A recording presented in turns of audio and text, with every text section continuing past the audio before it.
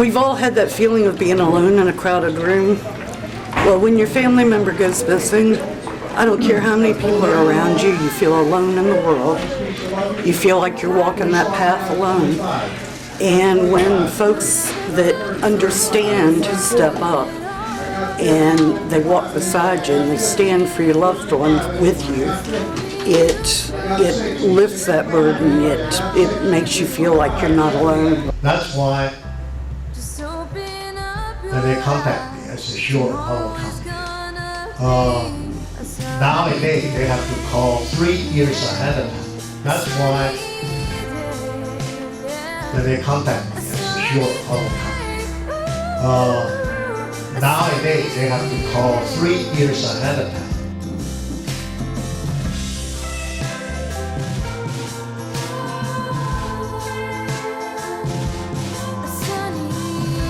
All people who work behind the scenes to investigate, locate, and identify those once lost and or missing. Now therefore, I, Bill Sack, on behalf of the Wilmington City Council, do hereby proclaim the month of March 2019 as Missing Persons Education Month in the city of Wilmington. Thank you. God bless. Honor for me to be able to just say a few words to you all because the Q Center and Monica are such good partners. And law enforcement, we can't do it alone. We need your help and your passion to help us get through things. So I hope you have a great conference. A sunny day, ooh, a sunny day.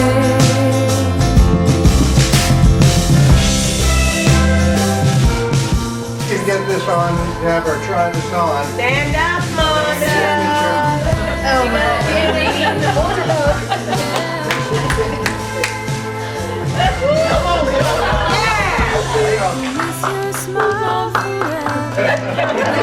Sun in the moon. I know you're meant to when you roll. I'll see you soon.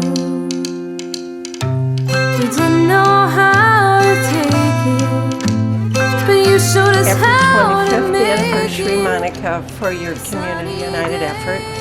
I came into your life 21 years ago, so 4 years after your Q started. And I am proud as can be that my daughter was your first landmark case that really put you on the map as far as the good things you do for people. I continue to come after all these years to support other families, and I consider us all as one large family.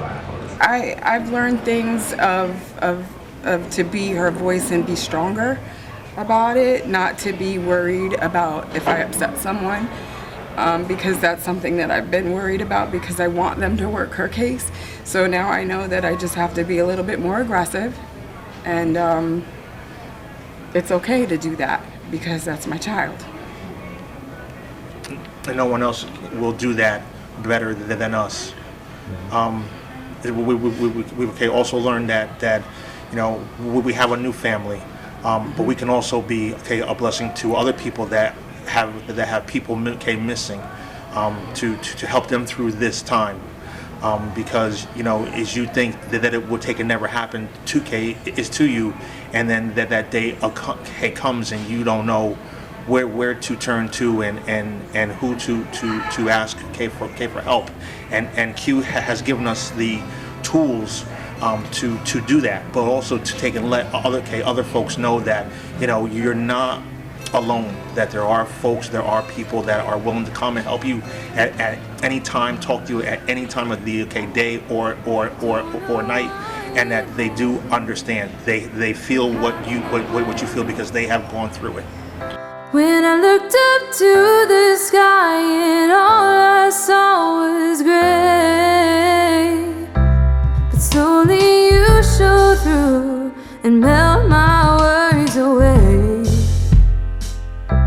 Just open up your eyes, tomorrow is gonna be a sunny day, yeah, a sunny day, yeah, a sunny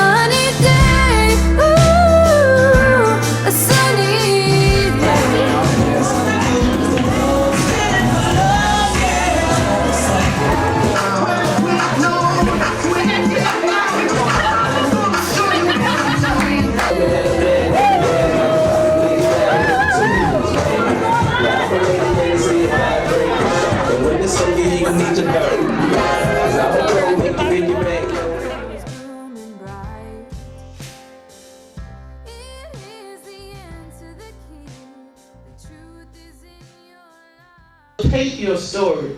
That's all we can do. Just to give you a number for NICMIC. That's all we can do. So they took my story, gave me one sheet of paper and a number, and that's it. That was all they did. So for Raymond, it's like he disappeared and didn't nobody care. I met Monica, I called her, and she was just that advocate that I'm for you, I want to help you, I want to do this, I want to do that. And I was surprised because normally, then nobody want to listen to my story. It seemed like then nobody cared. And I was so glad to meet her in the comments and meet all these people. I'm thankful because now I get a chance to do what I do. And I get out and I talk to other people about missing children. I get out and I spotlight cold cases. That's what I do. I go to those cases that nobody has talked to, or parents that sit at home like me hoping somebody do something. And we are our best advocate. We have to get out and do something for our cases, because if we don't do anything for our cases, ain't nobody gonna get out there for us to do it.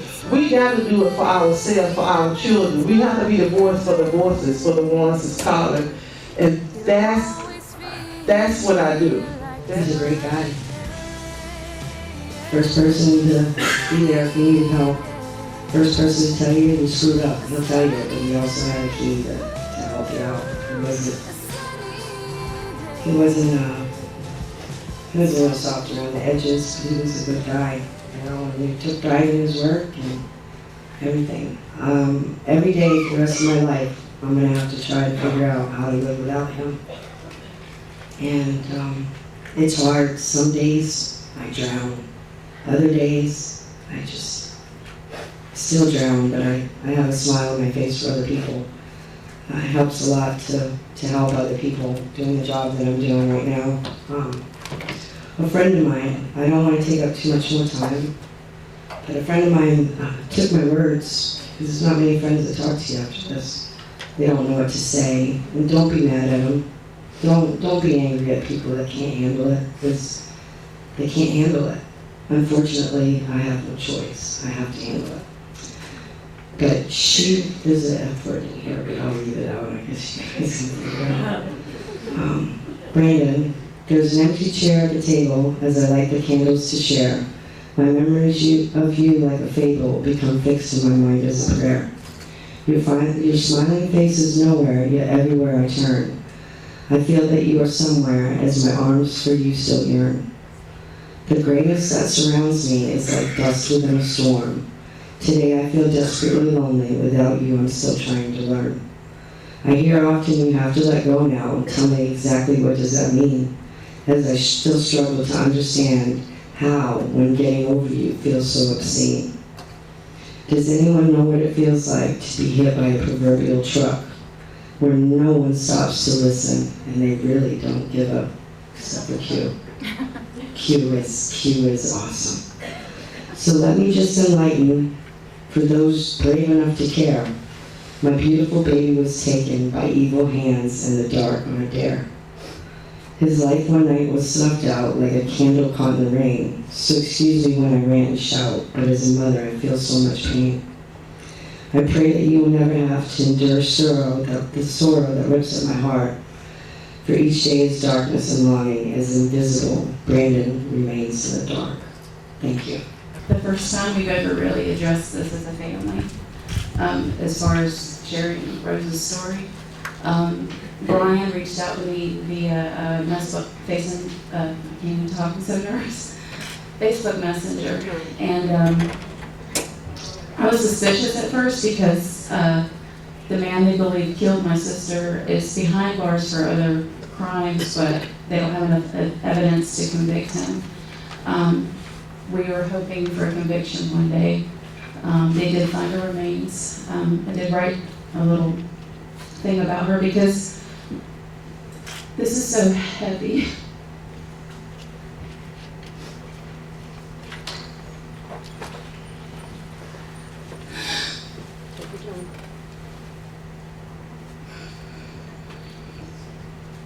All your stories matter. These people matter. Your family matters. No one ever said that. No one ever said that.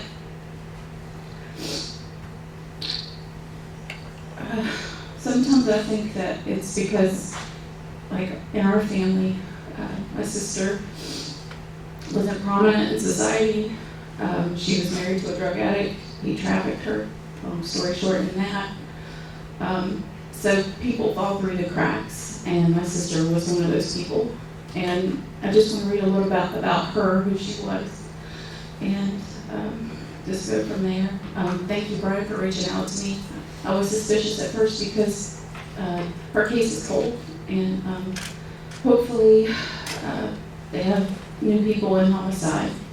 So they're going to pull up in those cold cases and go through the files, but you know, it's been kind of dormant.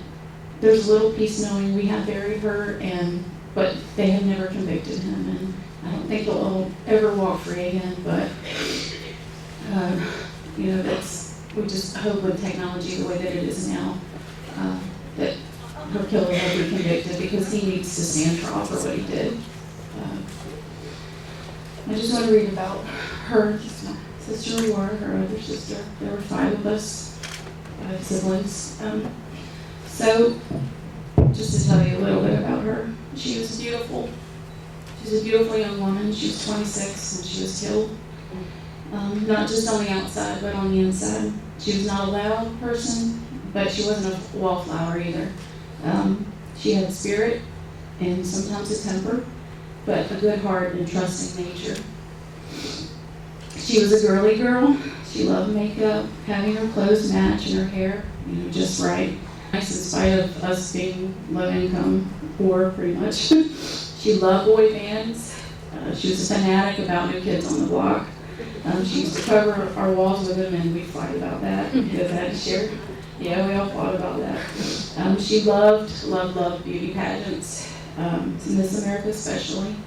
I believe that was one of her dreams. Her firstborn, the first of her 5 children, she used to put her in those little pageants, and I think it was her way of living her dream. Parents often do that, you know. Seeing her girl all dressed up in a pretty dress and a tiara, she was proud. She was proud of all her kids. They were her heart and greatest accomplishment, I think. She had her first child when she was just 14. She was just a child herself. She didn't know how to parent. I believe that her unhealed traumatic childhood, we all kind of had a traumatic childhood, made her vulnerable and searching for a safe place. In that vacuum, she chose men that weren't mature nor safe, men that didn't know how to protect or love wholesomely and sacrificially. Eventually, it cost her life. Over the span of a couple of years, she lost all of her children to the state. They all went to a family, the youngest was adopted. I believe that not being able to see her children at some point broke her already. She was already fragile. It just made her spiral into even darker decisions. The last memory I have of her alive was the spring of 2000. I had given her a ride to her husband's house. They were staying in a little trailer behind his family's home. It had no running water, no electricity, and was cluttered with trash and debris. It didn't sanitize her. The reality of how she was living didn't faze her. I was 23, and she was 25. I pleaded with her that day to come and stay with me and my roommate. I naively invited her husband too. At the time, I didn't know that she had started using, or I didn't think she had started using drugs at that time, but he was, and I didn't know that. All I knew is that she loved him and held on to him as if he was her last lifeline. There were often periods where we wouldn't hear from her. A couple of weeks would go by, a month or two. At that point, she lived in Leland. She didn't have a car, so we didn't see her as often even then. This was before cell phones and texting and all that became more common as it is now. I didn't realize that she was even missing until one day 2 detectives came to my job and showed up and asked questions about the last time I'd seen her. Then some months later, a frantic call from my mom saying that they found her remains. She She was found on 421. And I like the lady that said her killer because he doesn't deserve to be named. He had bashed her skull and wrapped her in a blanket and left her by the railroad tracks.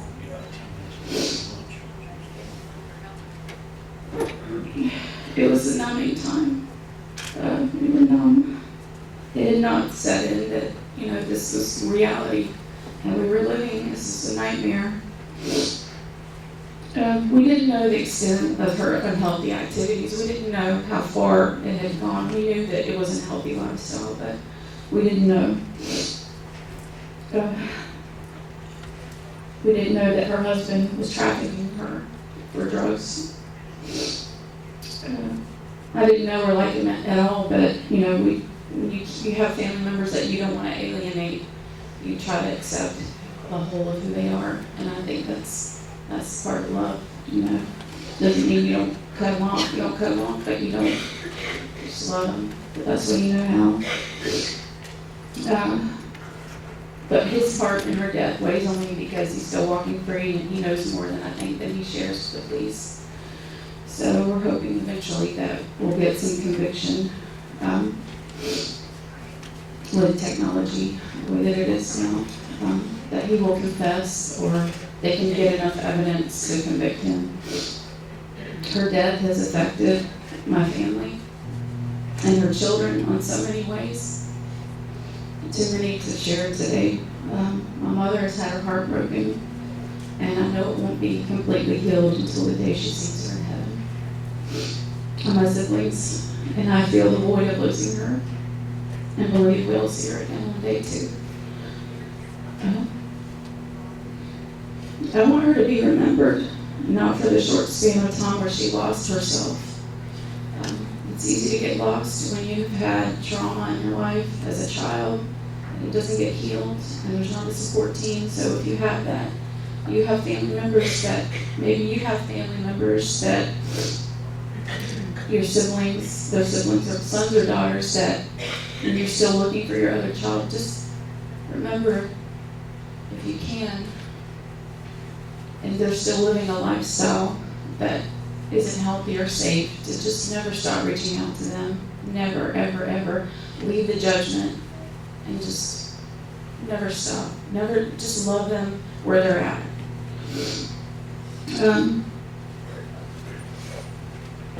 I wish that we had conveyed more often that we loved her. I know that she knows we loved her, but you think back on the times when you weren't getting along, or just hard times, hard memories. It's a mixed bag of things when you lose someone, especially the way that she been so young, that she died so young. She was a wife, she was a mother, she was a child, and she was a child of God. I see many familiar faces in here and many new ones. This is my first time here. It won't be the last, because I know that probably a little more will come out of me with this. But I know that my stepdaughter, Karen Jo Smith, we look familiar, like we are related. I had people even say that, jokingly. I would have been 8 years old. I'm kind of not going to be there. To bury and fill that grave is my desire. And I do believe this is going to be the group that helps us do that. And for that, I'm grateful. Thank you.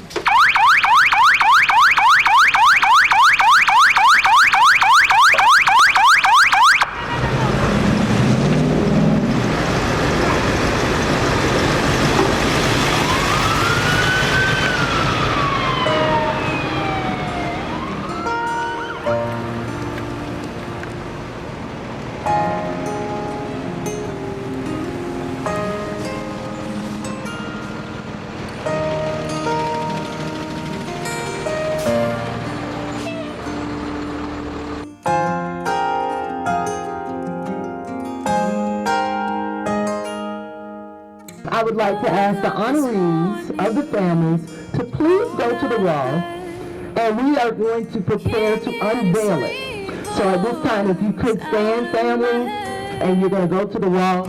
I need a song to get me through the day, and I get in the car and it plays.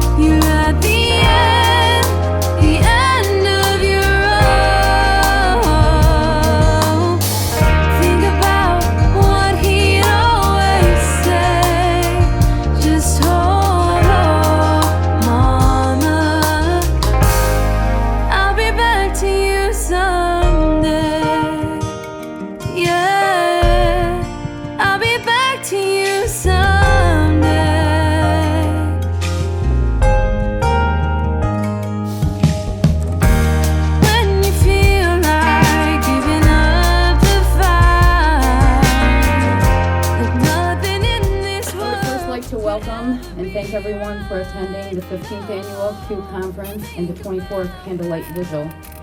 I'm honored that I was invited to speak here tonight by Monica, and then the fear sank in when given the topic, there's no turning back. This is such a broad statement, can mean so many different things to so many different people. I thought, there's no turning back from what? I thought about this for an extended period of time and had to dig deep down in my soul to figure out what those words meant to me and how I could say something that made a difference, not only to me, but for everyone here tonight. So this is what I came up with. Now, the scenario may not play out with some of you sitting here, but this is based on my experience as a mother with a missing child. This will be a very long story cut short. My name is Monica Button, and I am the mother of missing Nico Lisi. My son was 18 years old when he disappeared. My nightmare began Friday, September 30th, 2011. 7 years, 5 months, and 23 days ago, my son drove away from our upstate New York home with a friend, and I use that term loosely, and has never been seen nor heard from since. I knew something was very wrong when Nico was not answering his phone, but law enforcement wasn't so convinced anything was going on other than that kid had been in trouble and is on the run. 10 days after Nico left New York, the friend died in Michigan of an apparent overdose at his family's home. 5 years after Nico's disappearance, in July of 2016, New York State Police found the stolen truck Nico and his now deceased friend had been traveling in. They found the truck in Nashville, Tennessee, in a locked garage owned by a family from Franklin, Tennessee. In 2017, the case was given to authorities in Tennessee. Our family has been pretty much in the dark ever since Tennessee took the case. But what I do know is that the police have called persons of interest from Franklin, Tennessee, have never been named to the public. No one ever arrested for hiding that truck in their garage. No charges brought against anyone for anything concerning my son's disappearance. I received a phone call on June 20th, 2017, where an individual told me details of what the persons of interest did to my son. This person told me that one of the people involved in killing my son gave up this information, and this information was also given to law enforcement.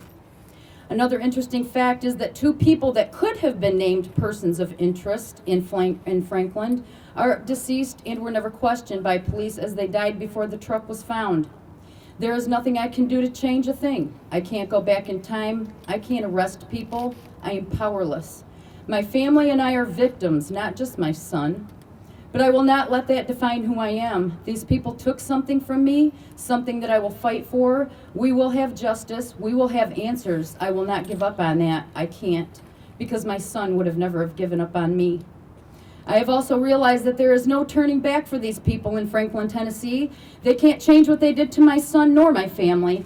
We have adults involved here. The property where the truck was found, that boy now dead, but his parents knew that was there, and they never said a word to anyone. I actually talked to that boy before he died, and I also talked to his father. They said they had no idea Nico was missing, but the truck was in their garage the whole time. We have a real estate agent, a principal and his son, a chiropractor's son, and several other members of one of the richest counties in the state of Tennessee involved here, and they have to live with this lie daily until they are exposed. And I will be ever so happy to watch it all unfold. I can't change the decisions that my son made that day. I can't change the way people feel or think about him. I can't change the horrible things they say about him. I can't change the fact that my life has been forever changed by this black hole that my family has been forced into. But there is no turning back for those that have repeatedly hurt my family by their off-the-cuff remarks and snide comments about my son either.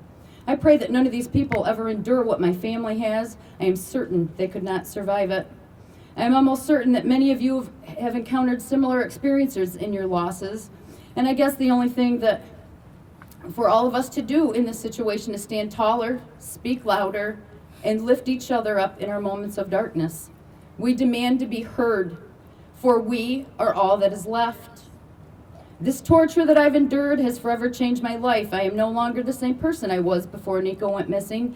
I know this will ring true for many of you sitting here tonight. We can't go back and change the past, no matter how hard we try or want to.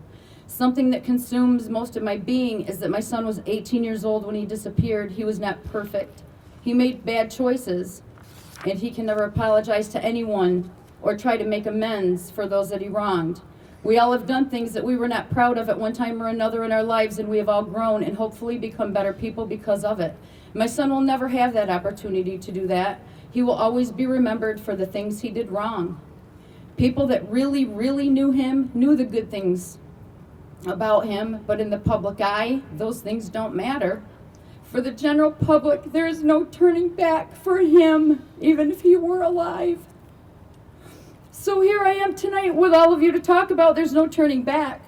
First, I had to accept the fact that I was a mother of a missing child, something that took me a very long time to do, acceptance. Once you accept it, there is no turning back. I remember Monica Kaysen telling me how she could remember when we first met 7 years ago, how I was just so angry. She's right. I still am. I've just learned how to channel and deliver it differently over the last 7 years. I think many of us here are learning how to channel our madness into some type of sanity, trying to make it something productive. We are all a work in progress. We didn't ask to be here, and no one gave us a manual on what we are supposed to do or how we are supposed to act. However, I think Monica should start a handbook for those of us that end up where we are. She has continuously been a sounding board, a friend, and just an all-around professional woman that for some unknown reason understands each and every one of us. She was put on this earth for us, and I'm so thankful. So where do we go from here? We belong to this club that no one wants to belong to. We try to be bigger people than the ones that say horrible things. We just try to breathe and get through each day. We try to be better humans. We become more appreciative of those around us. We smile and we say we are fine, when we really just want to punch you for even asking us how we are. We push through when we want to give up.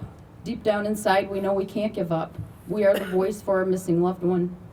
Every one of us here tonight has been touched by the world of missing persons in one way or another. You may be a parent, a sibling, an aunt, an uncle, a cousin, a grandparent, a searcher, an advocate, a counselor. Yes, I corrected the spelling. Law enforcement, a neighbor, or perhaps just someone that gives a damn. Every one of us here has our own story of why there is no turning back, and each and every one of us needs to stand up and let the voices of our missing loved ones be heard. We are a community united effort, a community that I am so thankful for. All of you here tonight have had a part in saving me. Thank you for that. I have never in my life been a part of a group or a family where I am not judged, I am not put down, I am supported no matter what. I am respected. I am proud that I am here with some of the kindest, most brutally honest, most caring human beings that I wish I never had to meet. I am a parent of a missing child. No matter what that child did, right or wrong, he is someone's child. Nico Lisi is my child, and he matters, and there's no turning back.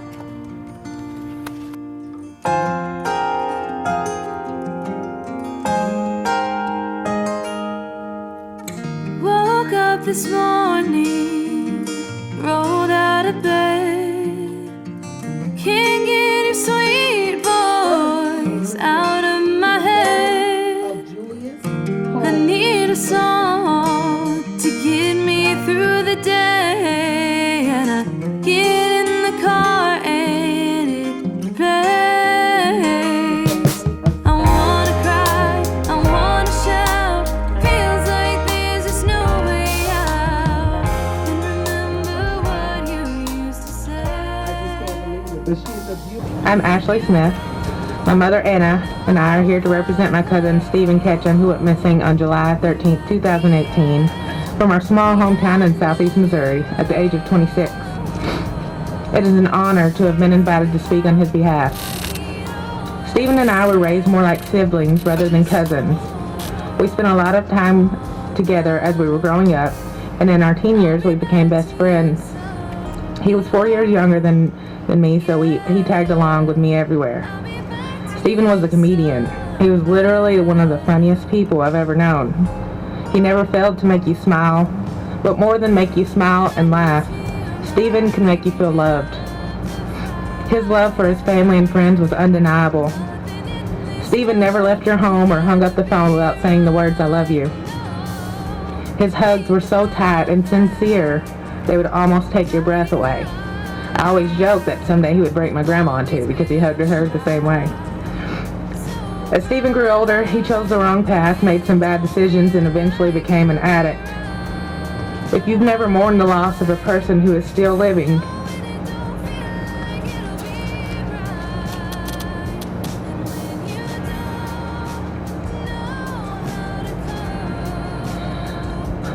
you've never loved an addict.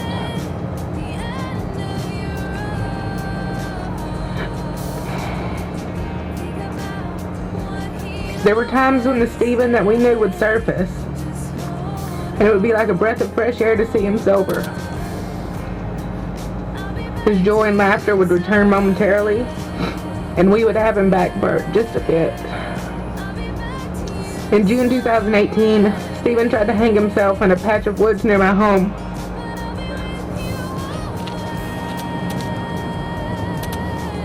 The next morning, he showed up on my front porch. He told me his thoughts and how he tried to kill himself several times. I talked him into checking into a mental health facility that day, and I drove him there. They only kept him for 3 days. And I picked him up, and he was still in the state of mind as he was when I dropped him off.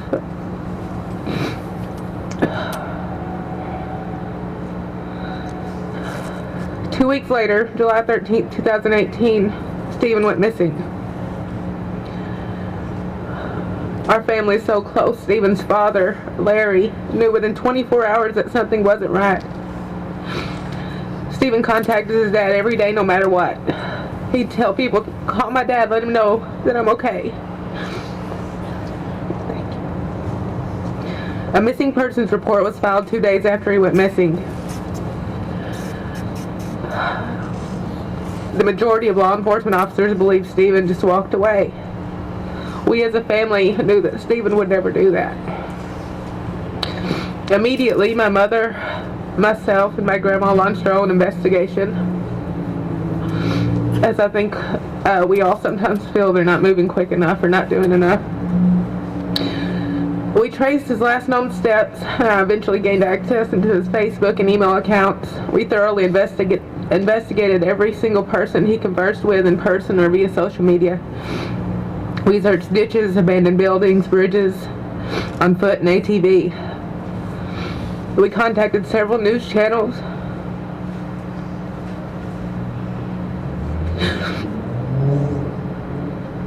And they refused to air his story. They never aired his story.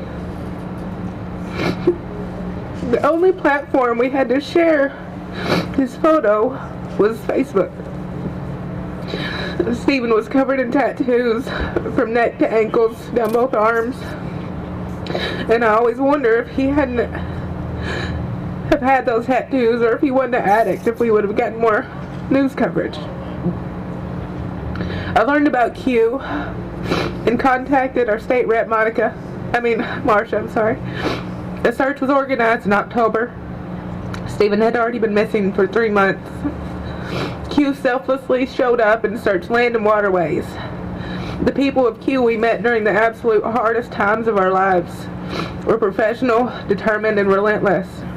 We gained so many people who we are honored to now call our friends. Unfortunately, that search didn't produce remains or any answers for us that day. However, there was a strange peace, knowing that we knew where he wasn't. We were assured by Q that they would not give up in helping us find him.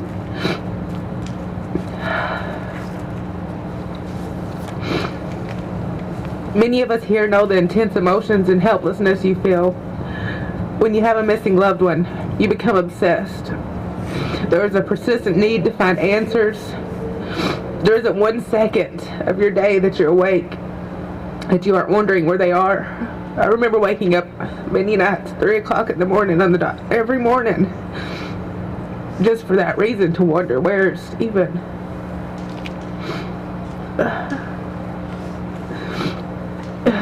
Especially on the cold, bitter nights or the days when the rain won't let up.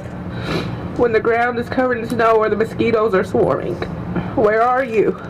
It was a question I would catch myself saying audibly every day.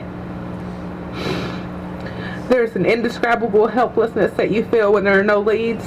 There's an intense pain that consumes you at times. And there's a heaviness that never really lifts. Stephen's father had to eventually quit working because he just could not focus. You find yourself subconsciously scanning every ditch and tree line just on your way to the store, straining your eyes at every piece of paper on the road. Maybe it's something that fell out of his pocket or his ID. Everyone becomes a suspect in your mind. You lose yourself at times and do things that you wouldn't normally do. I recall one morning waking up and I had this sense of bravery. Looking back, it was stupid bravery. Grandma and I loaded up our pistols for protection. She's 70. Almost. We drove out to one of the most drug-ridden, most sketchiest places in our area that Stephen frequented. We had no sense of fear, and we walked door to door that day and handed out flyers to some of the very scary people. We didn't get the help that Stephen deserved, so a lot of the investigation was done by us. The local police department actually called me Sherlock Holmes because I never gave up. I would not give up. We knew he wasn't alive, but we deserved answers, and he deserved to be brought home. On January 30th, 2019, Stephen's remains were discovered just half a mile from his home by a farmer who was clearing a tree line. Q was actually organizing another search in a different area for the next week or so. Approximately 15 bones were found out of the 200 plus that are in the body, and his remains were confirmed by dental records. And we laid Stephen to rest the next week. We will never know what happened to our Stephen on July 13th, 2018. We will never know if foul play was involved. We will never know if he died by suicide or natural causes. We will never know what happened in those last moments or how long he laid out there, or the thoughts that flooded his mind before he drew his last breath. I know our family is blessed to have closure, as so many families never do. We certainly still have questions, and I think we always will. We struggle with when to let go and let him rest in peace. I cannot tell you if that time ever comes because we have not made it there yet.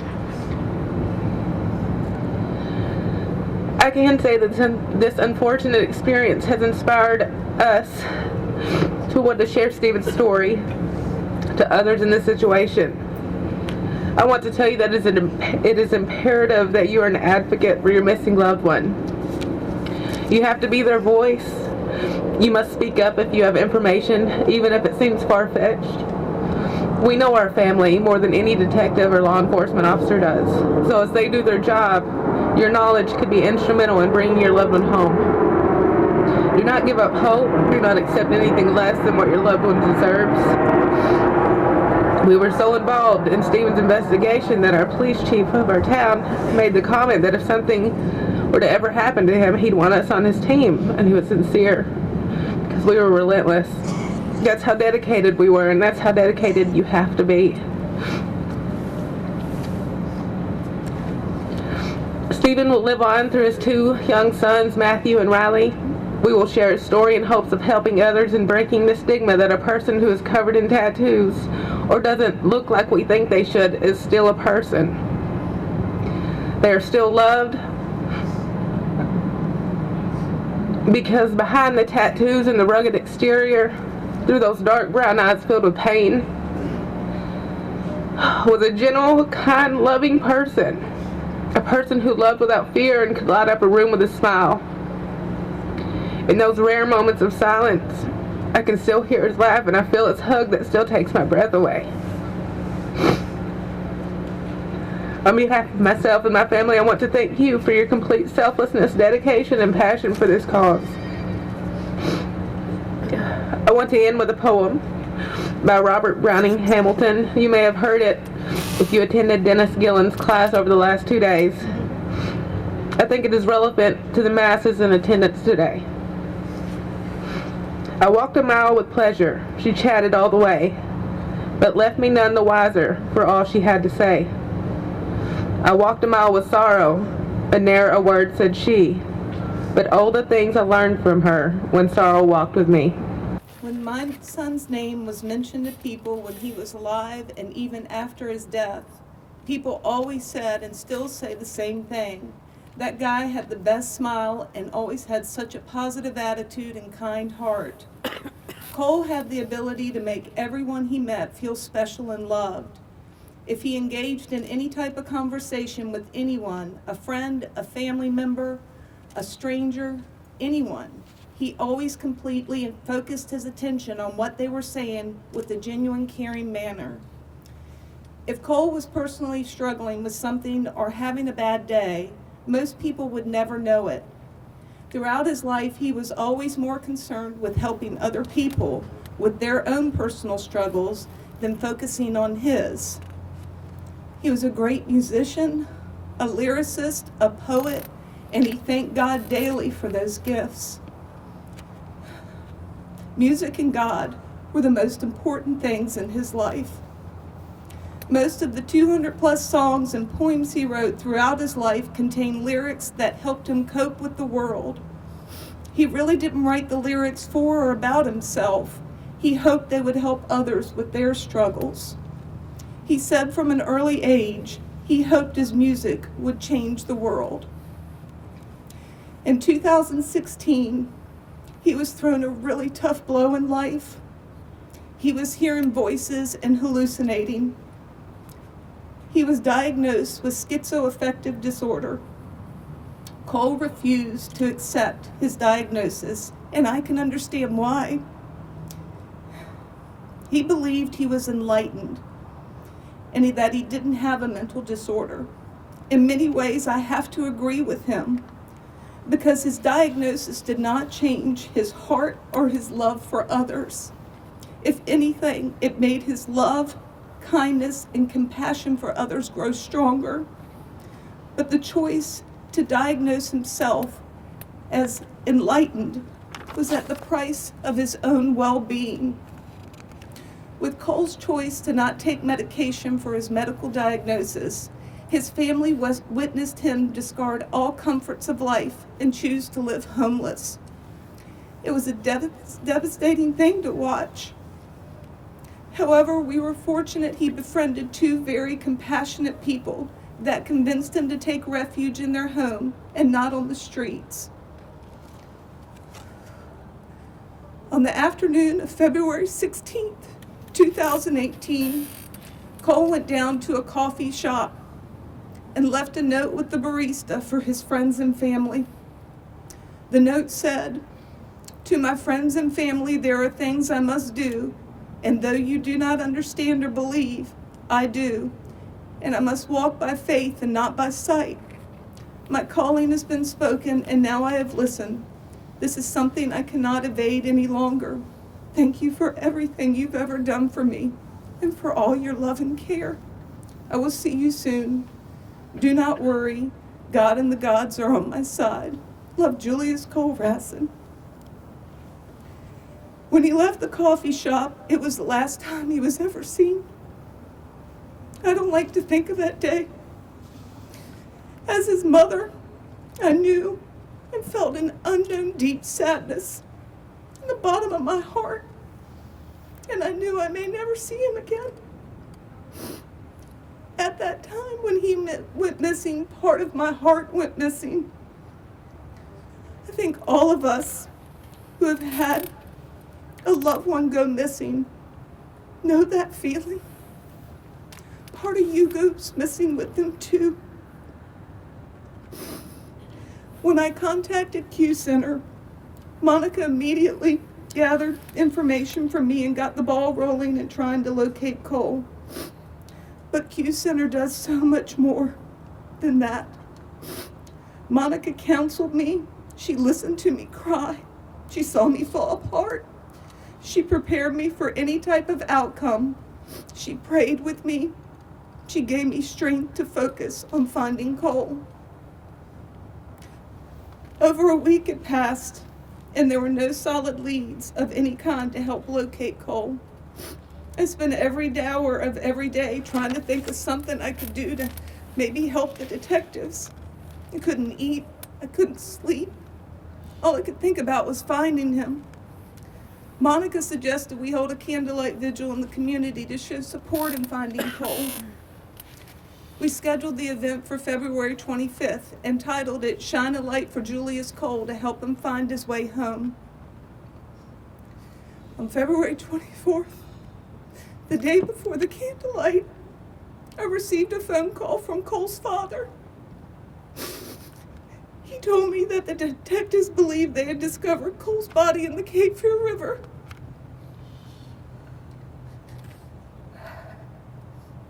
He stated we needed to go to the hospital to help the medical examiner determine if it was him. His father also told me we wouldn't be allowed to see his body, but they needed our help in determining any markings that could be attributed to him. Upon arriving at the hospital, I was told he was identified by his tattoo on his arm of the word Yahweh and a heart. I felt as if my whole body was going to collapse, and I was sick to my stomach. I couldn't remember how to breathe. I couldn't make a complete sentence. I couldn't accept it. Even speaking of this moment now, over a year later, that same unbearable pain and emotion I was feeling at that moment returns with the same intensity as when I first experienced it.